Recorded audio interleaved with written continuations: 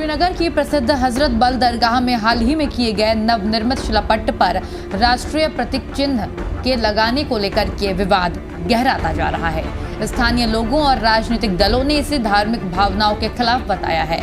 शुक्रवार को जुमे की नमाज के बाद कुछ लोगों ने शिलापट्ट तोड़कर उस पर अंकित राष्ट्रीय चिन्ह को हटा दिया, जिससे ये मामला और गर्मा गया। दरअसल दरगाह का हाल ही में रेनोवेशन किया गया था, जिसका उद्घाटन जम्मू कश्मीर वक्फ बोर्ड की चेयरपर्सन दरख्शां अंद्राबी ने किया था। इस बीच इस घटना के बाद घाटी में वक्फ बोर्ड की भूमिका और दरगाह की पवित्रता को लेकर के राजनीतिक बहस छिड़ गई है। घटना पर सीएम उमर अब्दुल्ला ने भी सवाल उठाए हैं। उन्होंने कहा है कि क्या शिलान्यास पत्थर पर राष्ट्रीय चिन्ह होना चाहिए था? मैंने कभी किसी धार्मिक समारोह में राष्ट्रीय चिन्ह का इस्तेमाल होते देखा नहीं है। हजरत बल दरगाह के पत्थर पर राष्ट्रीय चिन्ह अंकित करने की क्या मजबूरी थी? क्या सिर्फ काम ही काफी नहीं था? उन्होंने ये भी बताया कि शेख मोहम्मद अब्दुल्ला ने हजरत बल को जो रूप दिया था, उसमें कभी ऐसे पत्थर लगवाए नहीं गए थे।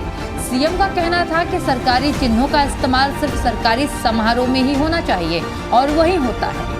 मस्जिद, दरगाह, मंदिर और गुरुद्वारे सरकारी जगह नहीं है, वो धार्मिक स्थल हैं जहां सरकारी चिन्हों का उपयोग ठीक नहीं।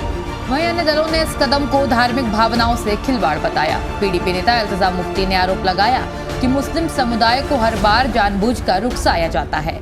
पीडीपी चीफ महबूबा मुफ्ती ने कहा कि जिन लोगों ने भावनाओं में बहकर तोड़फोड़ की, वो राष्ट्रीय चिन्ह के खिलाफ नहीं है और न ही इन लोगों को आतंकवादी कहना चाहिए। उनका कहना था कि कार्रवाई तो वक्फ बोर्ड के खिलाफ धारा 295A के तहत होनी चाहिए, क्योंकि ये उनके लिए ईश निंदा है। अब देखना यह है कि क्या ये मामला शांत होता है या फिर यूं ही राजनीति जारी रहती है।